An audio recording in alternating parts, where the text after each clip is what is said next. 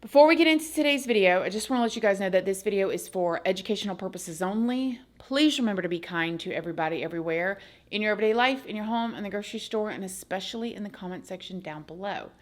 Please do not show hate to anybody, anywhere.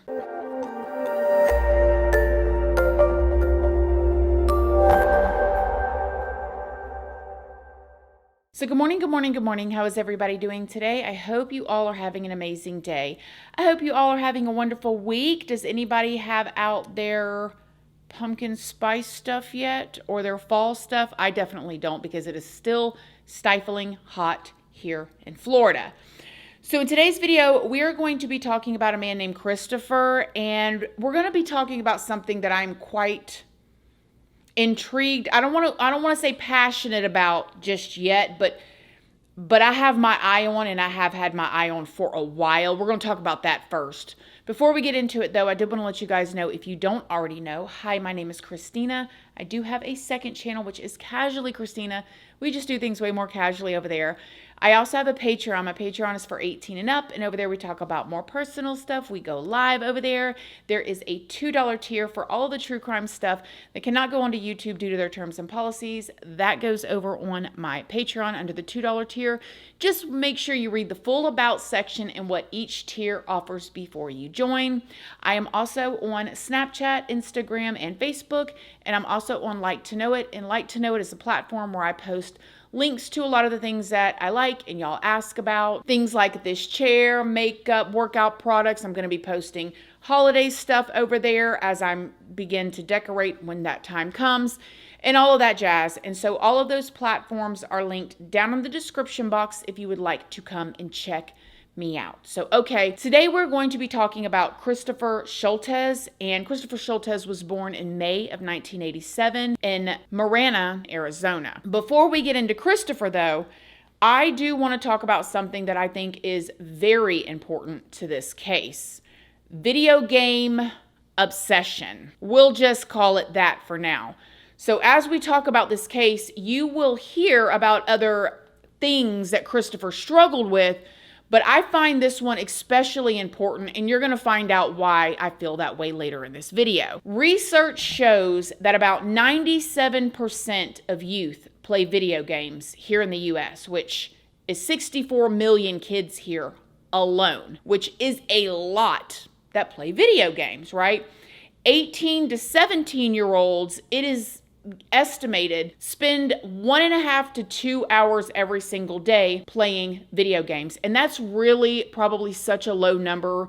And just people that have answered these questions, answered them honestly, and stuff like that. So video game addiction is characterized by severely reduced control over gaming habits, resulting in negative impacts on daily functioning, including personal, social, educational, and occupational responsibilities, which is basically the same things that they say any kind of addiction is linked to, right? Once it starts getting into those types of areas of your life and disrupting them. Video game addiction is also known as internet gaming disorder, and this condition can include gaming on the internet or basically any electronic device like a PlayStation or an Xbox. Now, this is still debated among researchers regarding whether or not it should be classified as an actual addiction or a mental illness, but many do find it to be similar to like gambling obsession, where the rush of winning becomes one of the main reasons for playing. Other researchers, however, do not believe this though, because there is no financial or material loss involved in playing video games, which I beg to differ, because I know some of people spend a lot of money on these video games. Some of y'all is shoveling out money for Roblox bucks like you won't believe. Okay, your kids is tugging on your pants like, can I get 10 Robux? Can I get 10 Robux? You know what I mean. But according to this research, they don't feel like it's comparable to gambling, especially because winning a video game may require cognitive skills and sharp reflexes, while winning at gambling is mostly a matter of chance or luck. Now, that's what the professionals say. In my opinion, if you're playing slots, but if you're playing card games, you still have to use cognitive abilities. But either way, this issue can affect children, teens, and adults. And surprisingly, it is said that adult males are most likely to have this condition. Researchers believe this affects between 1.7 and 10% of the U.S. population. We're talking about this actual named illness or disorder related to these video games. And that's just people that are probably willing to participate in these studies. I'm going to pop up some of the symptoms of video game addiction for y'all. Signs and symptoms including poor performance at school, work, or household responsibilities, withdrawal symptoms such as sadness, anxiety, or irritability when the games are taken away, lying to family members or others about how much time spent playing the video games, a decline in personal hygiene, grooming due to excessive video games, using video games as a way to escape stressful situations, using it to relieve negative mood, giving up other previously enjoyed activities or social relationships due to gaming, and needing to spend more and more time playing. Like, it literally, all the symptoms sounds like somebody that's got another type of habit, right? Researchers are still trying to figure out, though, exactly what causes video game addictions, and so far they believe it is the process of playing and winning that may cause a dopamine release. And I'm like, who are these researchers? Can we go out to coffee? Because hello, duh. Because dopamine is the brain chemical that plays a key role in bodily functions like rewards and motivations. It's the same neurotransmitters that are involved in gambling disorder or even substance abuse. Meaning, when you're playing a video game and you're winning, it lights up the same dopamine as substances do and gambling. Okay, so you got people playing these for hours and hours and hours, but the difference is you don't have to go out and do anything. You don't have to accomplish anything to get these dopamine hits. You can do it laying in your bed for 10 hours on your phone playing these video games, and you're flooding your brain with these dopamine hits without actually having to work for them. So with all that being said, let's get back to talking about Christopher. Christopher studied biochemistry at Arizona State University, so very smart guy. In October of 2012, Christopher started dating a woman named Erica. Erica is an anesthesiologist. They ended up falling in love. They would go on to get married, and they had 3 daughters together. Their youngest daughter, 2-year-old Parker, was born in October of 2021. According to Erica, Christopher's wife, he was a pillar of the community. He was involved in the local sports there. He was, around this time, it seems like a stay-at-home father. She worked, and she said that he was the main caregiver of the children, so I do believe he stayed home with them. Maybe he had something on the side, but as of right now, he was the main caregiver of the children. Everything wasn't all gravy, though, because back in 2009, Christopher was pulled over, arrested, and charged with a DUI. As far as I know, it is his only criminal history up until recently. On July 9th of this year, 2024, 37-year-old Christopher called 911 at 4:16 p.m. to report that Parker, his 2-year-old daughter, was unresponsive. He told the dispatcher that he had left her in the car. No, 911, please. My baby was in the car. She's not responsive. Oh my God. And this was out in the driveway? Yes. She's still breathing? No, she's not breathing right now. Okay, we need to start CPR right now. Yes, we are. We're starting CPR, yes. I need to hear CPR. I need them to count it out for me. 1, 2, 3, 1, 2, 4. 3, 4. My wife's a doctor. She's home. 4, 5, 6, 7, 8. It was, but it turns off. I've been checking. Is she breathing yet? Is she breathing? Oh. No. Oh my God, baby. First responders arrived, and Parker was taken to the hospital where she was pronounced deceased. The medical examiner says that Parker's internal body temperature had reached at least 108 degrees. Her cause of death was listed as environmental heat exposure. Investigators then began to question Christopher about what had happened that day. Christopher would tell the investigators that he had been driving Parker around in his 2023 Acura MDX. He said that at around 2:30 p.m., they got home, and Parker was asleep in her car seat in the back seat on the driver's side. Christopher said that he did not want to wake her up, so he decided to just leave her in the car with it running and the air conditioning running. And any of y'all that have kids, you know that when your kid falls asleep in the car seat, you don't want to move them. You don't want to do anything because sometimes some little ones, they can sleep good in that car seat. And that seems like that's where he was going with this. He said he only left her out there for no more than 30 to 45 minutes, and that he'd actually went out there and checked on her throughout the time that she was in the car. Please, baby, please. I can't believe this. How long was she sleeping in the car out there? I want to say it was no more than 30, 45 minutes. And I don't think the air was off that entire time. I think there was a time in between. I had checked on her last. It was still running. She was still sleeping. And then when I went back out, the car was off. She's very hot right now, and we're going to do everything we can. Oh my God. A police officer tells the dad they have to treat the home as a possible crime scene. So I'm being treated like a murderer? No. Christopher also later said in the interview that he knew that his car would automatically shut the AC off after 30 minutes of it running idle. So he was sure to go out there and check so the car did not shut off. But then around 4 p.m., Erica, the mom, arrived home from work. When she got home, she looked around, she saw some of the kids playing, and she asked Christopher where Parker was. Apparently, Christopher jumped up and he started looking around the house for her. He started checking all the rooms. He then said that he remembered that he had left Parker in the car. So they both ran outside and immediately noticed that the car was no longer running. And this is when they found Parker unresponsive, still in her car seat, and they called 911.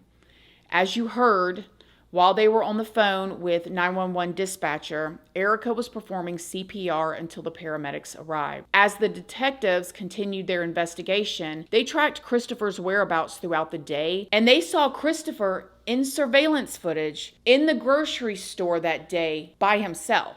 Parker was not with him. At 12:06 p.m. on his way home, he then stopped at a convenience store and grabbed 3 cans of beer. Christopher could then be seen going into the bathroom with the 3 cans. But when he comes out, he only has 1 can of beer in his hand. Christopher is then seen leaving the store allegedly without even paying for the beer that he still had in his hand. All while Parker was still in the car, sitting in her car seat while daddy's out, allegedly. I think I should say this. All this is alleged. I don't know any of these people. This is public information that is already out there, and I am just researching and filtering it through my own words and opinions. Go do your own research, form your own opinions. But daddy stops at the store, goes inside the store, don't know where Parker is yet. Maybe that'll come out in the investigation, but I think it's safe to guess she could have been sitting in the car with the car running. And then they stop at a convenience store. He gets 3 beers. He goes into the bathroom, locks the door. We can guess, don't know, that he chugs 2 of them while he's in there, takes 1 out, and walks straight out the store with it while Parker is left in the car. Now, there is some question to whether the other 2 daughters were with him in the car. So while he was at the store or went into the convenience store, if there was his other 2 daughters were in the car with Parker.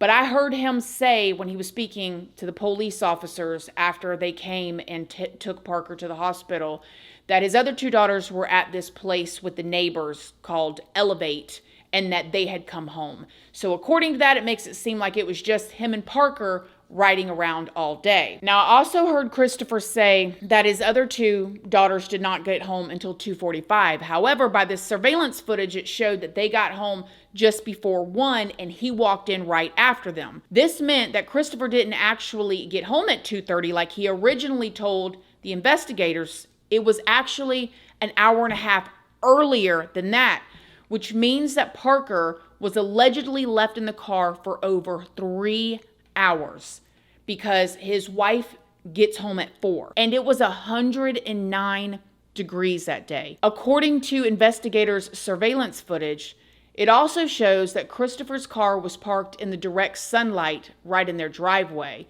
Investigators then tested the car to see how soon it would automatically shut off after being left idle, and it turned off 20 minutes after being left idle. That's the same way my car is too. Mine's a 2016, and if it's left idle for 20 minutes, it'll give a 30-second countdown, and it'll shut off if you don't press the OK button. So he told them 30 minutes. They tested the car, it was 20 minutes. The investigators also found text between Christopher and his wife Erica from when they were on their way to the hospital. Erica wrote her husband and said, "I told you to stop leaving them in the car. How many times have I told you?" And then Christopher replied saying, "Babe, I'm sorry. I can't believe this." Erica then responded saying, "We've lost her. She was perfect." And Christopher said, "Babe, our family. How could I do this? I killed our baby. This can't be real." There were more texts from the past as well. In one text from March of literally this year, Erica told her husband Christopher, "You haven't shown that you could stop putting the girls in danger or treating me badly. Even yesterday, you drove home drunk with 2 minors. You drink to excess every time. I have been asking you to cut back, but it's actually gotten worse." 10 days later, Erica texted him again saying, "Why were you doing 138 with our baby in the car with alcohol in your system?" Christopher responded saying, "You hate me. She was sleeping. It's fine." This obviously indicated to investigators that this was definitely not the first time that Christopher had done something like this. The investigators then interviewed Christopher's daughters, including the one from a previous relationship. The 5 and 9-year-olds said that Christopher was a really good dad and that he had just been distracted by playing video games and putting food away. They said what happened was just an accident, although one of them did mention that they too had been left in the car about 59 times, which is a pretty specific number, oddly specific to be honest. However, Christopher's other daughter, who is 16 years old, said that she lived with Christopher and Erica for about 4 years, and during that time, Christopher had a history of leaving her in the car when she was younger than 7 years old. She even said that she would be willing to testify against her father in court if need be. Allegedly, CPS took her away from Christopher. As you can see, this information that has come out, and again, he is innocent until proven guilty, it starts becoming more clear why he gets arrested when some people it ends up being just an accident. On July 12th of this year, 2024, Christopher was indeed arrested for second-degree murder and child abuse. Here's the body cam footage that has since been released. Please come out here, Christopher. No. It's okay. It's okay. No. Okay. So, listen. No. Listen. No. This doesn't change. You haven't heard this. This doesn't change what's going on. Okay. No. What happens at this point? It's simple. Okay. What happens at this point is you are going to be taken into custody. All right. And you will be booked. And then after you are booked, you have an initial appearance with the judge within the first 24 hours. Okay. After the first 24 hours, right, the judge will determine bond and things like that as far as what happens next. At that point, the case goes to the courts. It'll be between you, it'll be between your attorneys, and it'll be between the county prosecutor. So, again, I can't change the consequences of what happened, all right? But what I'm going to ask of you.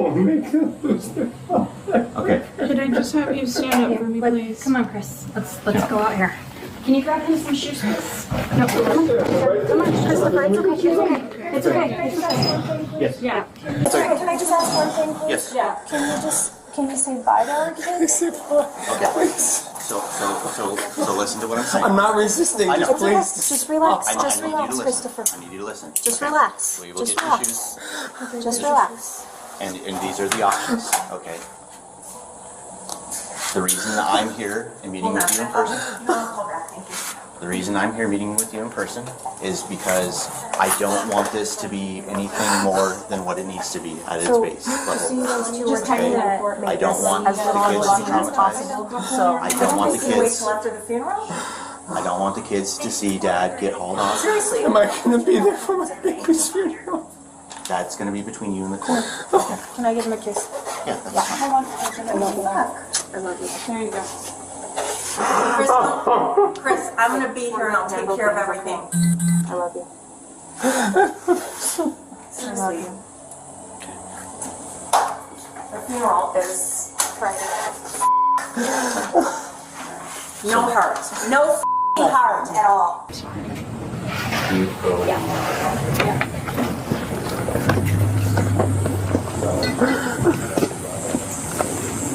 have anything that says you're not comfortable? Anything on you that's gonna poke with your shoulders? Okay.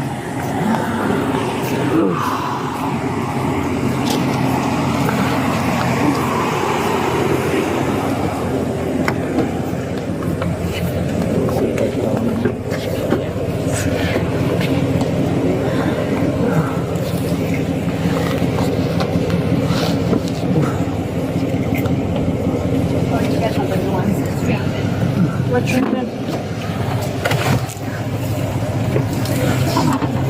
Christopher, are you willing to talk some more with us?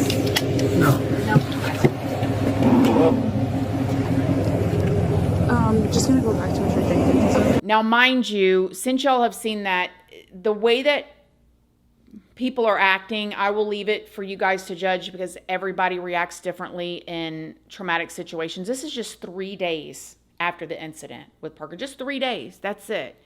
I will say that I think the officer did a really good job at letting him know, hey, this is happening regardless, and trying to keep the situation de-escalated. But it's pretty unbelievable to watch. The next day at his arraignment, where he went in front of the judge, Erica asked the judge if she would please allow her husband Christopher to come home so they can start the grieving process. This was a big mistake, and I think that this doesn't represent him. So I'm just asking if you can allow him to come home to us so we can all start the grieving process so that he can bury our daughter with us this upcoming week, and that we can go through this whole process together as a family. No one understands how great of a tragedy this is more than myself, my girls, my remaining 2 daughters, and Christopher. So not only do we have to move forward with grieving for my daughter, but we potentially could be losing their father. So the absolute worst case scenario for our family is if Chris were be away from us. We're already hurting. No one else shares this bond and this trauma like all of us, all 4 of us.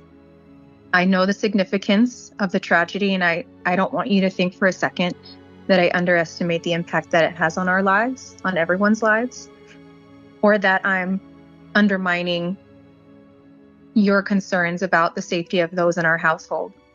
So I'm just asking if you can allow him to come home to us so we can all start the grieving process so that he can bury our daughter with us this upcoming week, and that we can go through this whole process together as a family. This is the kind of offense that is extremely unlikely to reoccur. I don't believe that he poses a danger to the community now, although his actions on that day may have. For all of those reasons, I am actually going to release him to pretrial services supervision. I don't believe that a money bond is appropriate at this time. And to be honest, I don't know what this wife Erica is going through. Obviously a lot more than what we just know, just the text messages and the situation, but she sounds tired, and I cannot imagine. It's easy for me to go, girl, what are you doing? Especially after you told him, especially after those text messages, but I don't know where her head is at, but I can tell you I would never ever want to be in that situation. On August 1st, the state ended up upgrading Christopher's second-degree murder charge to first degree after a grand jury was convened and they indicted him. And Christopher did plead not guilty. If convicted, Christopher could face the DP or life in prison. So was Christopher's apparent video game and alcohol addiction so consuming that he completely forgot about Parker? Or was this something that he did intentionally so he could have time to play video games without having the distraction of a 2-year-old? Did he forget the car would turn off after a period of time? Was it the beer? Was it again the video games? What was it? Did he not realize how much time had passed? Did he forget how hot it was outside? Did he do it so many times that he just, first of all, anything that you do, whether you're stealing, whether you're cheating, whether you're lying, you can only do something for so long before you get caught or something happens. it sounds like if all these allegations and situations are true, this is something he did over and over and over and over again. It's only a matter of time. I'm very curious of what all the wife is thinking. Like, how bad was his alcohol? Was he an addict in recovery? Was he this? Was he that? There are so many questions. And it's not just him leaving her in the car to me. It's the text message of him doing 138 miles an hour while drinking and him completely dismissing her in the text messages. And the fact that the two daughters were, had to speak to the investigators and say that their dad is a really good dad, and probably the conversations that was had with the daughters before they talked to the investigators, which is so sad. And oh my gosh, this is so preventable. This was so preventable. And this isn't even just an accident. People are overworked in 2024. Okay. People are underfed. There is a chronic sleep deprivation, especially with people in the United States.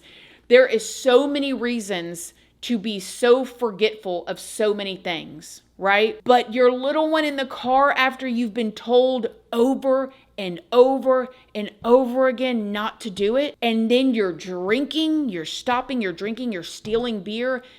Whoa. When he went back in front of the judge, he looked like a totally different person. He's lost a lot of weight. Could be stress. It could be the alcohol. I do wish that when they arrest people for stuff, they should do full drug tests on people. The reason why I think that they don't do that and they don't release that information on every person is because of pharmaceuticals. They probably don't want the different pharmaceuticals that are going to line up in a lot of cases, but I think that should be released as well. Terrible, devastating, completely avoidable. And avoidable after his wife told him over and over and over again not to do it. And he kept doing it. And I don't get it. What do y'all think? Let me know what you think in the comment section down below. I think that this man has a very uphill battle with all those text messages. The 16-year-old willing to testify. And I can't even imagine if Parker woke up and couldn't get out. It's a horrifying scene that you don't even want to let you can't. That's it. You got to stop your brain off right there, and you can't even think any further. Horrifying. Let me know what you guys think down below. Other than that, I love you. Thank you so much, and I'll see y'all in the next video. Love you guys. Bye.